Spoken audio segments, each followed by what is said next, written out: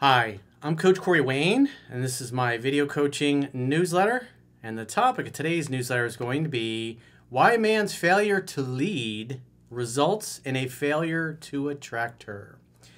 Well, this particular email is from a phone session client that I had last week, and a couple times a year I get clients that are very difficult, and like this guy was extremely difficult to talk to because a big part of his problem was he was not a very good listener.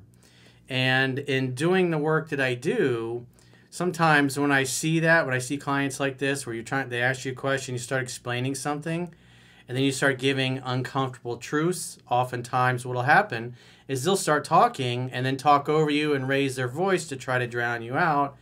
And it's basically the equivalent of somebody putting their fingers in their ears and going, la, la, la, la, I'm not listening, because they don't want to hear deep down, especially if it's something that they were doing wrong or that's unpleasant or something that maybe they have insecurities with. And as a coach, my job is to give people the unvarnished truth, a harsh dose of reality, because that's what they need, and that's what people pay me for. They pay me to be honest and give them the unvarnished truth. And so a lot of this phone session, this guy he's constantly talking over me, interrupting me, asking me the same question over and over, and I kept answering it, but it's like I would get 10 words out of my mouth, and then he'd be interrupting me and talking over me and trying to drown me out. And so it's very hard for me to get my message through when I'm constantly interrupted by somebody. And what's interesting is his now ex that he was dating said he was a terrible listener and didn't listen. And so like I can understand her frustration, because as a coach, it's like it was hard. This guy just could not sit still and listen to what I was saying, because a lot of it was just uncomfortable stuff that he didn't want to hear. And so he came across my work years ago and read 3% Man one time, and then in the last year got involved dating this woman. I guess they were only dating for a few months. And so he actually lives in Israel, and the girl he's dating is in Israel. And so they're Jews, and they're like, he's more, I would say, more conservative and more religious than she is. They're both divorced. And as he explained the situation and his interactions with her, basically when she broke up, she said that it just felt like she was hanging out with a friend. And so a big part of his problem was that he failed to lead the interactions. And so he had a death in his family. I think some of his parents, or one or both of his parents, had died in the past year. And part of the Jewish religion is that, especially for the ultra-Orthodox Jews, as I was talking to my resident Jewish expert, Erica, and asking her about this, and what she was saying is that, and this guy mentioned this, is that during the 12 months after a parent or somebody really close to you dies, you're supposed to go to the synagogue and pray with 10 other Jews, and like you do morning prayers, you do prayers around lunchtime, and then prayers at sundown. So 3 times a day for literally every day for a whole year, you got to be praying. So you can imagine the logistics of that can be really difficult. And so on top of that, this guy is about an hour and a half bus ride from where this woman that he's seeing happens to be. So he's got the additional logistics of some long distance to throw in a monkey wrench into this. And so what he was doing was he would show up, and because of the prayers and things he's got to do, he ends up having this girl trying to figure out where to take him so he can get his prayers done. And for those of you that are familiar with 3% Man, it's the job's man to lead. And so even if this guy is going to drive an hour and a half on a bus ride, he should know where he's going to go to pray, what time he's going to pray, and what time he's going to be done. He should be arranging the dinner reservations or whatever kind of functions or activities they're going to do together. And what's happening is he's showing up. He's like, I got to pray. Where do we go? And so she ends up basically, in a lot of ways, he's made her his mommy. And so he's failed to lead the romance. And so you can't show up for a date. Like on one of the dates, he showed up like 4 hours late. He was in constant contact with her, but he was just totally disorganized. And he's just not an organized, disciplined person. And the number one most important thing that women find attractive in men is confidence. Men are supposed to be direct, decisive, get to the point, be the leader. lead the woman to where he ultimately wants to take her, which really at the end of the day is whether, like in this case, if you're very religious, you're not going to be having sex until probably your wedding night in most cases. And so if he's constantly hanging out and showing up for dates and then being disorganized, not knowing where he's going to go to pray, not having the dinner date plans all made, it's like he's showing up and basically turns her into his mommy. And so instead of him leading the relationship, he's making her lead the relationship and making her be the man. And that even though he said she did almost 100% of the pursuing, it's like you can't show up for a date 4 hours late or showing up and then your prayers and things get in the way of that. And then instead of hanging out and having fun together, then it just becomes, you know, she's driving you around town so you can do your religious obligations. And it's like, where's the fun in that? Where's the excitement in that? Where's the leadership from his perspective in that? And so after the call, I said, you know, because he's like, hey, I got, like right at the very end, he's like, oh, hey, I got about 10 questions or whatever. It's like, would have been good if you had told me at the beginning of the call we had those. And so I said, send them in and I'll make a video newsletter out of it. And so these are the questions that he has sent in. And then, so I'm going to go through them, but just a couple things that he was constantly basically displaying incompetence as a man, his incompetence and his inability to lead. So one thing he does have going for him, he's got a great sense of humor, and he shared some of their text exchanges in the banner. He's a pretty funny guy. And so he's got that going for him. And so he can be very charming and very playful and very funny.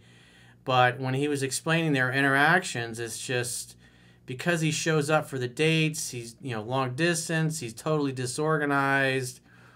It's really unattractive behavior.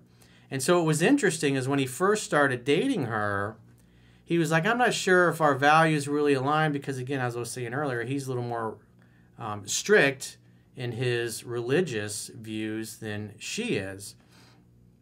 And so at the time, she had the attitude of she's trying to get his attention and validation. She's trying to prove to him why he should give her a chance to show him that she can be the kind of woman that he's looking for. But as the weeks went by and he continued to show up for dates and be disorganized and not knowing where to pray and basically turning her into his mommy and the leader in the relationship, she just obviously lost attraction. And the other big thing that's really working against him is I could tell talking to him, he really, because you only read the book once years ago, he has no idea how attraction works. There's so many things, little things he's doing and saying, and I kept imploring him. I was like, man, you've got to read the book 10 to 15 times. And the time that you're away from her right now, you should be filling in your knowledge gap.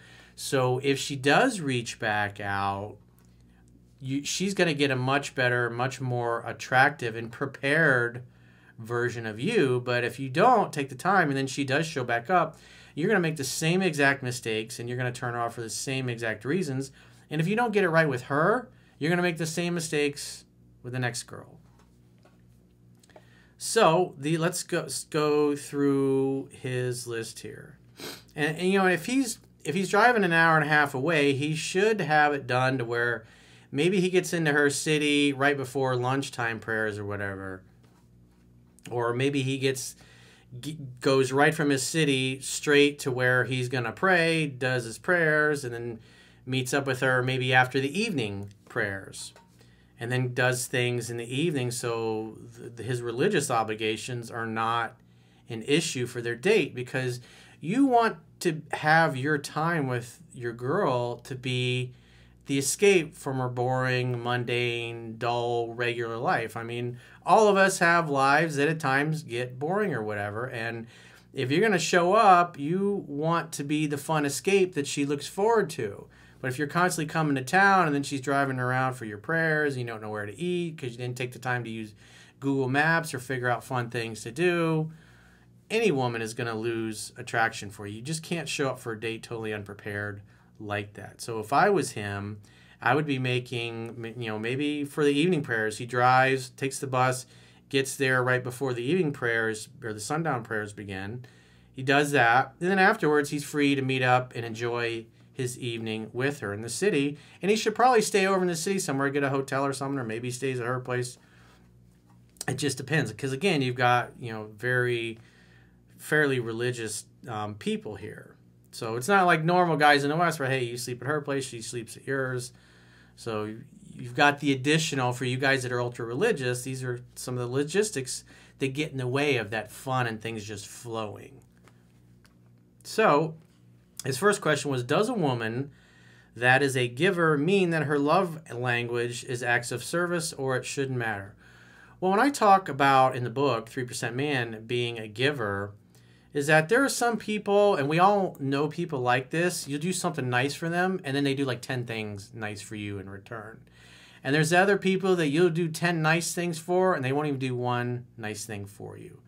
When you give to a giver, the giver tends to give back. When you give to a taker, the takers just basically suck because they don't give. And so when I say that a woman is a giver, does that mean she's affectionate? Does she do nice things for you? Does she buy little gifts? Or does she buy you pants or T-shirts? Or I had a girlfriend one time buy me new sheets and a comforter and pillows and things for my bedroom set just because she loved me and wanted to decorate the room that she, quite frankly, spent a lot of time in. That's what women do. Women that are givers are good for you. They'll make you dinner. They'll do nice things for you. But selfish women that are not are just takers, and they won't ever do anything for you, even when you do things for them and you ask, because it's not their nature. The second question is, he says, I have difficulty making conversation, and I find it only goes with about 10 or 20% of women. I used to think that I need a woman that likes to talk, but I'm thinking it has more to do with an elevated attraction level, and most women like to talk. Yeah, on a daily basis, the average woman tends to say about 8,000 words, and guys tend to say about 2,000 words. And I can relate, because I'm more of an introverted type of guy. All of the girlfriends I wrote about in 3% Man and throughout my life, the women I've connected most with, and even my closest friends are all very talkative, very outgoing, and I'm more of a guy that likes to listen and analyze things and take it in and then give my opinion, even though I talk for a living. It's a skill of mine that I've developed, and I liked being social. When I was a kid in high school, I really liked going to parties and socialize and hanging out, but I was always a good listener. And all of my closest friends and girlfriends over the course of my life, it's one of the things I always liked about me, is I was always a good listener. If they wanted to say something to me, I was always happy to sit there and listen. He says, if a woman has a lot of patience, does that have more to do with attraction level than personality, especially if she is a punctual and organized woman? So the reality, this is what's so super important, is that you can't, if you think a girl's really attractive and she's beautiful, and then you start talking to her, getting to know her, and then conversing with her is like pulling teeth, or maybe she's boring or doesn't have much to say or much going on, it's definitely partly due to interest, but it's also partly due to her personality. Women that really like you are going to make the effort to talk and open up. And when you ask them questions, you'll get more than one-word answers, especially when you ask them an open-ended question. Tell me, what things do you love to do for fun? Oh, I like to surf. Really? Like, what do you like about surfing? Oh, I like the waves in the sun. Versus, what do you love to do for fun? Oh, I love to surf and be at the beach. I just love the sun. I love the water. I love the snorkel.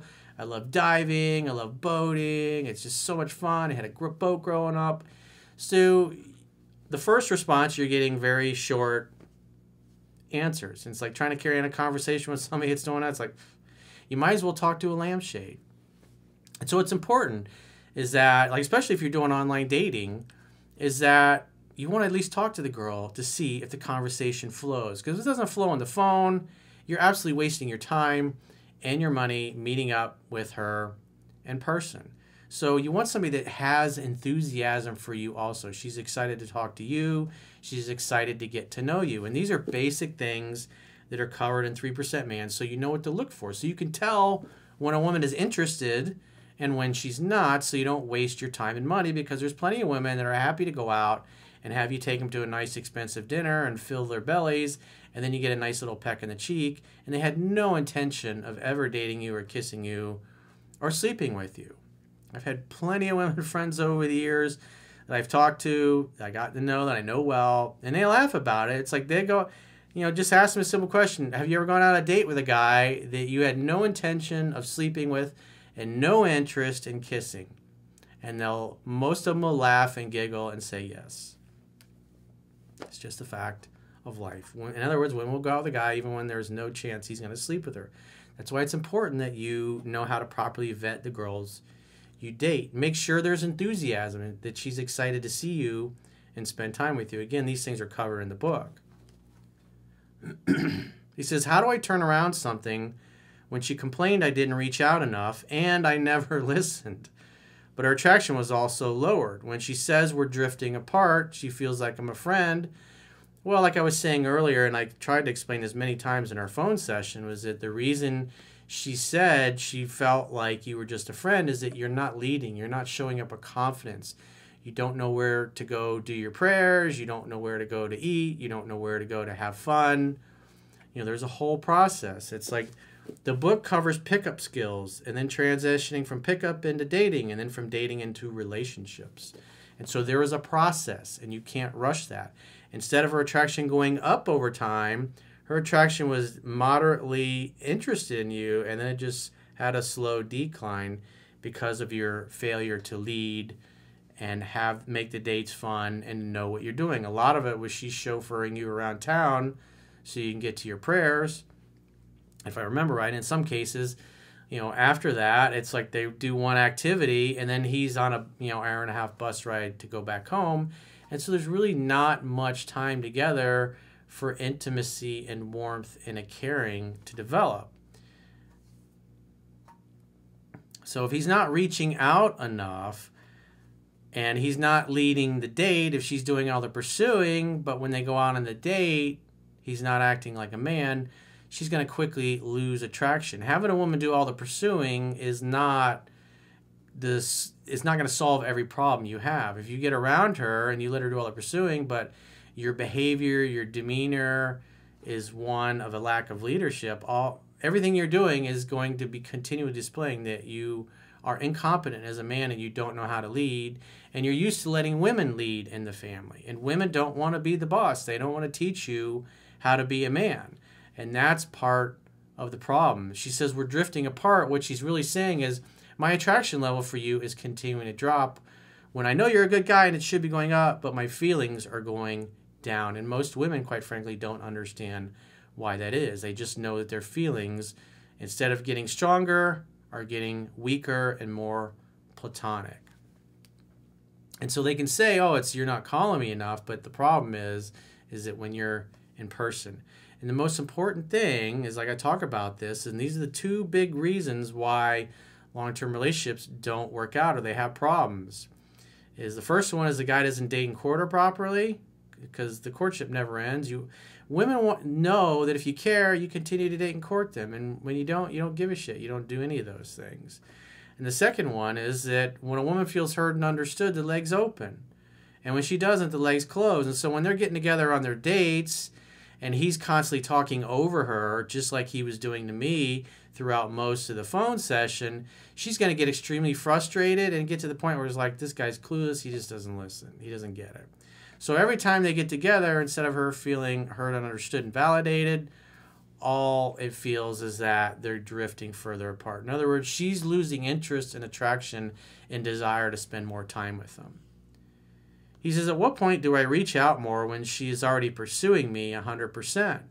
When she says she wants me to reach out or do something, I do it right away, and then the next time make it spontaneous. This is part of the problem with only reading the book once years ago, is that now you're trying to copy and paste things that you're hearing in videos because this guy's lazy and he's trying to cherry pick, plus some things he vaguely remembers from the book. And so what happens is you're all in your head and you end up coming off like a robot. And so the point being is if a woman gets to the point where she's complained multiple times that you never reach out, what she's really trying to say is that you're just not making her feel like you care. In other words, you're not sending her a card every once in a while, hey, think of you, have a great day, or sending her a text or a Snapchat or an email or a meme or whatever, just reaching out randomly when all the conversation threads are closed, meaning she's not waiting to hear back from you and you're not waiting to hear back from her.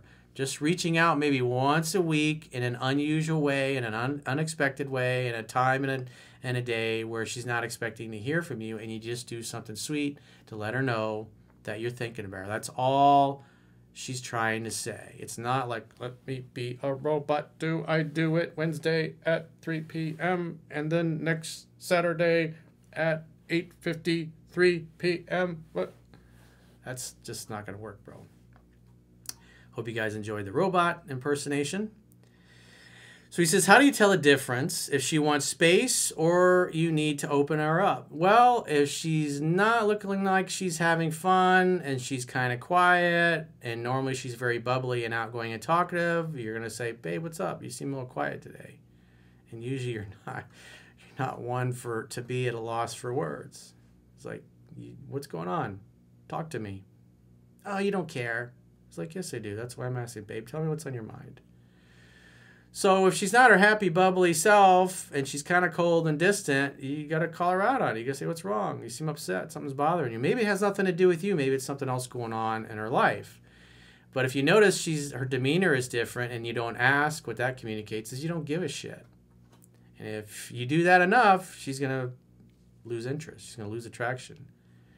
Do you do it when you're just dating too, or maybe somehow I was clueless and it was a relationship? Well, again, like I said in an earlier question, women tend to say about 8,000 words a day and men say about 2,000. And so women are just natural talkers. They talk and they solve their problems by talking about them, and your job is to facilitate that.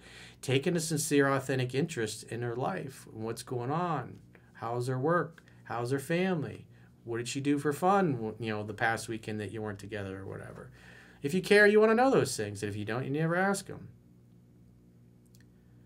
So it's just part of being a human. And like his part is he's always talking and not really doing much listening. And if he talks to her like he was talking to me, he's talking over her.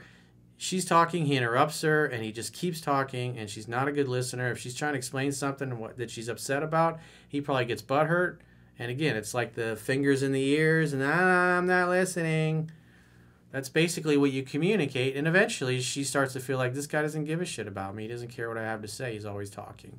And so she doesn't feel heard and understood, and eventually gets to the point where she doesn't feel like you have the capability to make her feel heard and understood. Can a woman do something you find important consistently out of love? Yes. A woman who loves you and cares about you, and most importantly, who is a giver, will do the things that are important for you. And if she doesn't care and she's not a giver, even if you tell her that you want these things and they're important to you, she just won't do it. So there's a big difference. It's important to date a woman that's a giver and she's nice to you and does nice things for you. If she said she would do it before now, and I said I would accept what she wanted to do, would doing it out of love still apply? If she said she would do it before now, I said I would accept what she wanted. I don't really understand what that question means.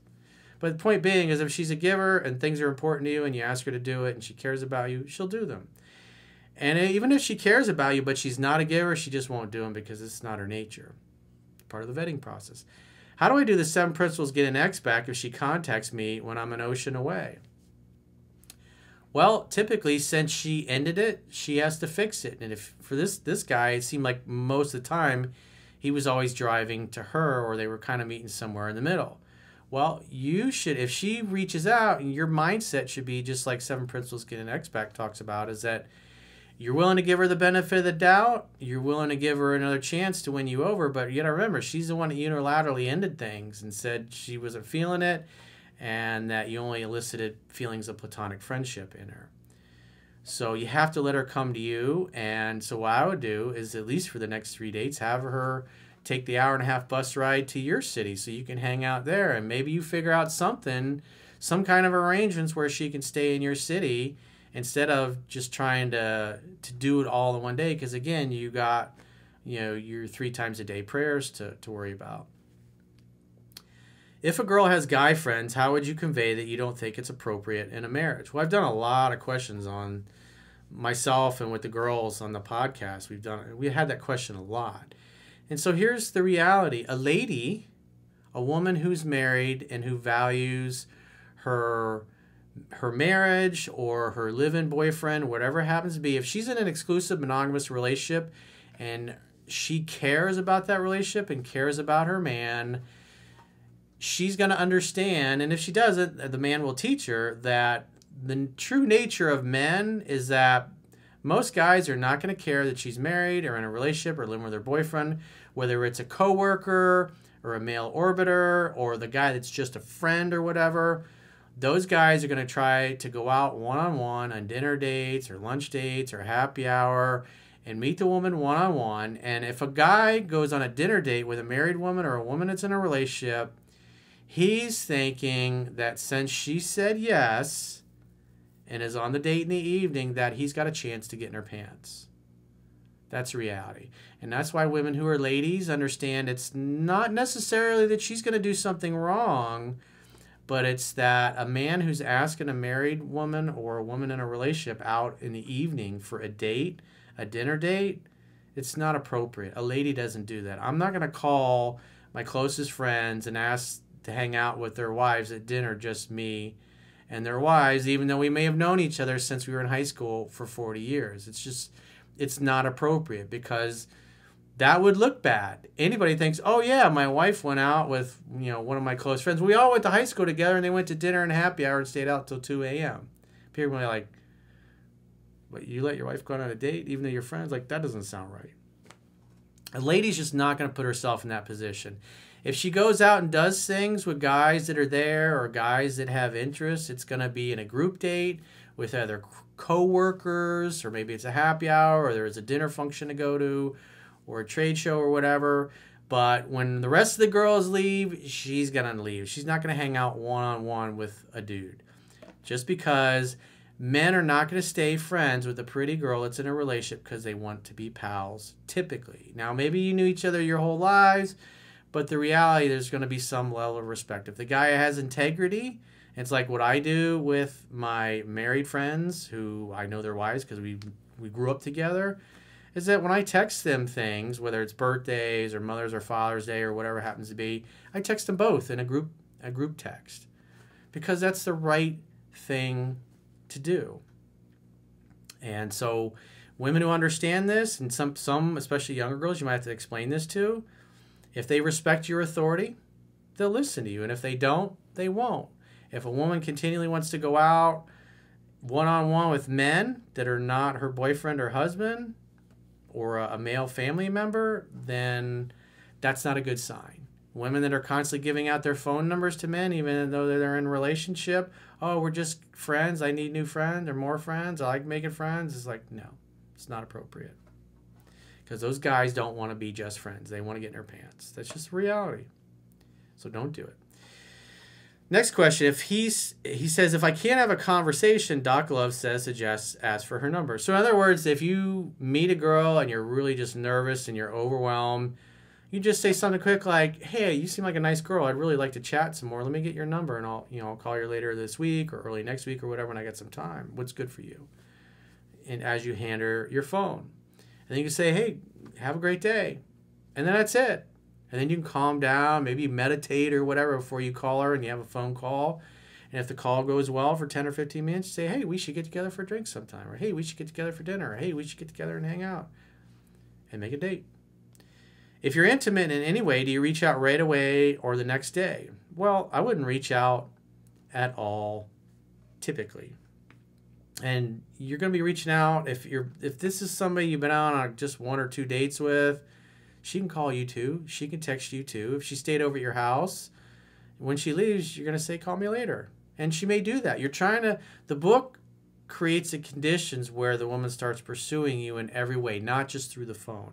The one thing this guy had going for him was the woman was doing all the pursuing through the phone and through texting. But when they got together, it's like he's totally fumbling the football. In other words, instead of her becoming more interested in him, he did more talking her out of liking him. He says, if you're chivalrous one time or the first time, does that mean you have to do it all the time? Well, a man should always be a gentleman. 90% of the time, he's a charming James Bond, and maybe 5-10% of the time, he can be the naughty boy. But you're always going to be chivalrous. You're always going to open the door for women or old ladies or kids or families or whatever, because it's just the gentlemanly thing to do. So you should always do those things. So, well, that's the end of his list of questions. I know this video is going on long enough. So if you got a question or a challenge and you would like to get my help, go to understandingrelationships.com, click the products tab at the top of your screen, and book a coaching session with yours truly. Until next time, I will talk to you soon.